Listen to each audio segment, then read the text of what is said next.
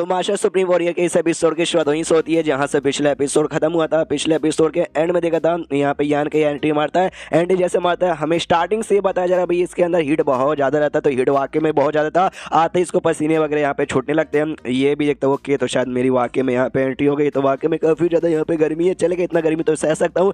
Heat का जो और है ना फ्लेम हो रहा वो महसूस होता है और काफ़ी जैसा सॉलिड वे में था जो कि और थोड़ा हार्ड था और आसपास नोटिस करता है। इसके अलावा कोई बंदा नहीं है। तभी 2 सेकंड बाद है ना 2 बंदे प्रकट होते। ये भी देखता हूँ कि 2 बंदे प्रकट हो गए, जिसमें से एक बंदा यहाँ पे शैडो मून का लगता है और एक बंदा शायद दूसरे किसी सेट का यहाँ पे लगता है। आई डोंट नो कौन सा सेट का है। और दोनों भी आते देखते अरे बाप रे गर्मी तो बहुत ज़्यादा है। जल्दी से अपने जो सेंथ एनर्जी ना उसको यहाँ पे एक्टिवेट करो ताकि तुम गर्मी से यहाँ पे बच सको। तो लोग यहाँ पे ऐसा एक्टिवेट वगैरह कर लेते हैं और एक्टिवेट करने के बाद ना दोनों जो लौंडे लोग थे जो शैडो मून का नहीं था उसका ध्यान यान का की ओर जाता है। यान कैसे कहते सुनो लौंडे भाई, क्या तुम हमारे साथ दोस्ती करके हमारे साथ मिलकर सफ़र यहाँ पे करना चाहोगे? साथ में सफ़र करने में यहाँ पे ठीक रहेगा। पीछे से जो शैडो मून का बंदा ना वो पहचान जाता है, अरे यार इसका नाम तो यहाँ पे यान का ही है भाई, थोड़ा सा स्पेशल बंदा है, इसके साथ यहाँ पे जाकर उंगली मत करो वरना तुम्हारी हालत ख़राब हो सकती है। यान के सामने से मना कर देता है कि नहीं भाई मुझे अकेले यहाँ पे सफ़र करना है, इसलिए अकेले सफ़र करने के लिए निकलता है। ये जो लौंडा यहाँ पे था जिसने ऑफर किया था वो जैसे यान के वो देखता है ना महसूस करता है इसने अपने सेंथ एनर्जी एक्टिवेट नहीं किया है, तो भी बड़े आराम से जो भी यहाँ पे हीट है ना उस हीट से यहाँ पे बचे जा रहा है,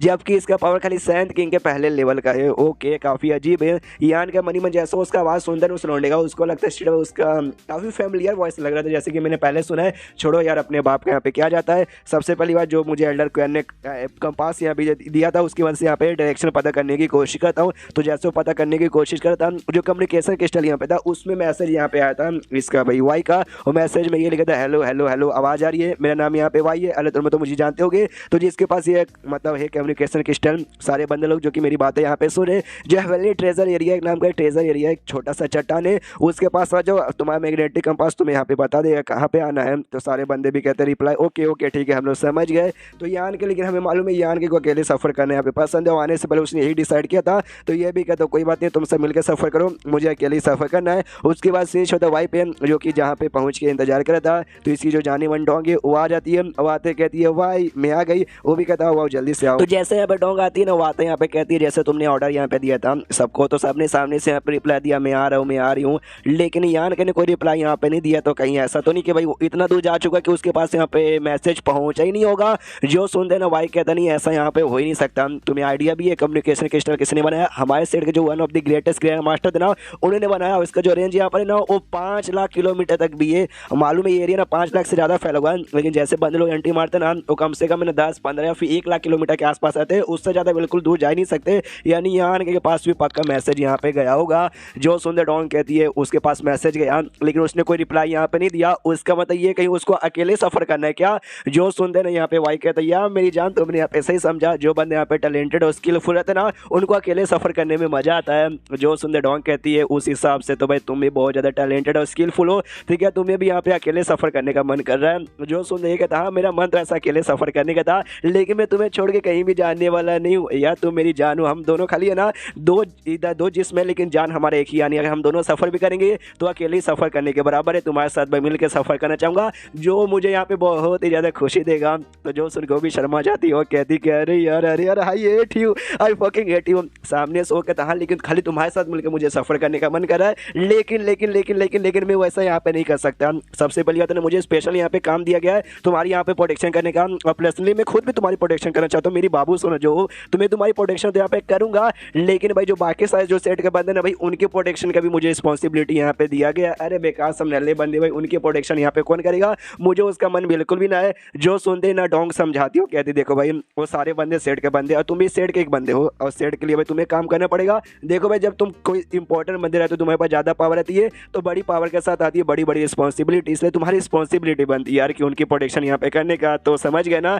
जो सुनते ये भी कहता है यार मेरी जान में समझ गया टेंशन मतलब भाई मैं तुम्हारी प्रोटेक्शन भी करूँगा सारे बंदे को प्रोटेक्शन करूँगा और इंतजार करते जब तक सारे बंदे भी आ जाएंगे। और आने तो वही मतलब अच्छा हुआ भाई अभी तक नहीं आए वरना हम वो सारी हमारी बातें सुन लेते कि हम लोग उनके बारे में कैसी कैसी बातें करते हैं। उसके बाद सीन शो यान कहीं पे जो कि अकेले अपना सफ़र यहाँ पे करता और तभी एक बिस्ट जानवर है ना इसकी और यहाँ पे हमला करता। फायर बिस्ट जानवर था तो उससे आराम से डॉज करके अटैक बच जाता है और ये नोटिस करता अच्छा ये है फायर बिस्ट भाई जो आने से पहले जिसके बारे में मुझे वाई ने बताया था। लेकिन उसने कहा था भाई ये बिस्ट ना 9वीं स्टेज तक के भी हो सकते, ये 9वें स्टेज का नहीं है 5वें स्टेज का खाली है, तो इसके साथ तो लड़ने में कोई ऐसा दिक्कत नहीं होगा। सामने से बिस्ट जैसे उसके ऊपर हमला करता है एक मुक्का मारता है, एक ही के उसके चिथड़े चिथड़े यहाँ पे उड़ जाते हैं। और उसके बाद से ऑफकोर्स हर बिस्ट में से जो कोर मिलता है तो इसका कोर भी मिलता है, इसका कोर जैसे मिलता है ना ये भी देखता हूँ कि इसका कोर है शिट भाई खाली 5वें स्टेज का बिस्ट था, जिस चक्कर में इसका जो कोर है ना इसका कोर का पावर ही बहुत ही कम है। ये यार कुछ खास नहीं, अभी और स्ट्रॉन्ग बिस्ट चाहिए मुझे। अभी मैंने खाली एंटी मारी है बॉर्डर के एरिया, जिस चक्कर में यहाँ पे छोटे मोटे लेवल का 5वें लेवल तक के मिले, और जितना ज़्यादा मैं अंदर जाऊँ ना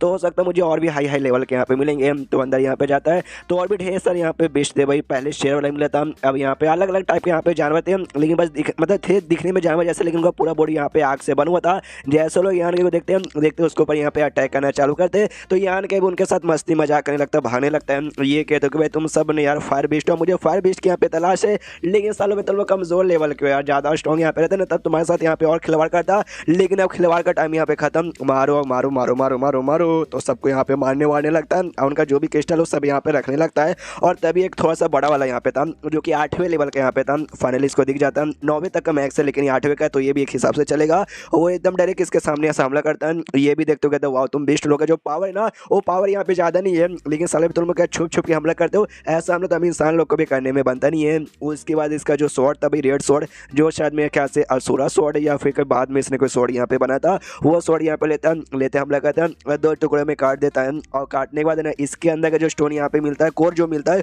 वो कोर थोड़ा बाकी उससे बड़े साइज का था, उसका जो एनर्जी है ना एनर्जी भी यहाँ पे हाई था। ये भी कहता वाह यार इतने लंबे समय तक सफर करते करते इतने सबको मारने को देना, मुझे एक ठीक ठाक यहाँ पे फाइनली मिल गया, लेकिन ये भी ठीक ठाक ही 8वें का था, मुझे कम से कम यहाँ पे 9वें का चाहिए। तो मेरे ख्याल से मुझे और भी अंदर जाना चाहिए तब जाके मुझे और यहाँ पे बड़ा मिल जाएगा। तो जैसे और आगे जाता हूँ बेसिकली वैली यहाँ पे था, तो समझ आता भी वैली के अंदर ढेर सारे बेस्ट यहाँ पे रहते हैं, तो इसके अंदर भी ढेर सारे बेस्ट यहाँ पे होंगे, और ढेर सारे एक बार में बेस्ट हमला कर देंगे 7वें 8वें 9वें वाले, तो मुसीबत यहाँ पे आ जाएगा। इसलिए भाई आराम आराम से जाऊँगा और जितना जल्दी हो सके उतना जल्दी मुझे कोई रास्ता ढूंढ के यहाँ से क्रॉस करके निकलना चाहिए, इसलिए अपना पंख यहाँ पे निकालता है। और हाँ पंख वाली बात मैं बताना आपको यहाँ पे भूल गया था, तो जैसे कि इसको यहाँ पे शक था कि शायद मैं पंख अगर मैं लेके जाऊँगा तो पंख भी शायद काम नहीं करेगा, लेकिन जैसे ट्राई मारता है पंख यहाँ पे काम कर रहा था तो खुश था। तो पंख के जरिए भाई जितना जल्दी हो सके उतना जल्दी से निकल रहा था, आसपास नजर भी रखा था, लेकिन पीछे से ढम से हमला होता है जिसको हल्का सा इसको भी लगता है, ये भी दूर गिरता है और कहता है शिट भाई इसी बात का मुझे डर था कि अचानक से भाई कहीं से एंटी मारेंगे और मेरे ऊपर अटैक करेंगे। देखो भाई ऐसा यहाँ पर हुआ, ढेर सारे 20 जानवर इसके सामने प्रकट हो जाते हैं, सामने से प्रकट हो चुके थे और पीछे से भी ढेर सारे यहाँ पे प्रकट हो जाते हैं। तो सबसे पहले जो पीछे वाले ना ये पीछे वाले को यहाँ पे ठिकाने लगाता है,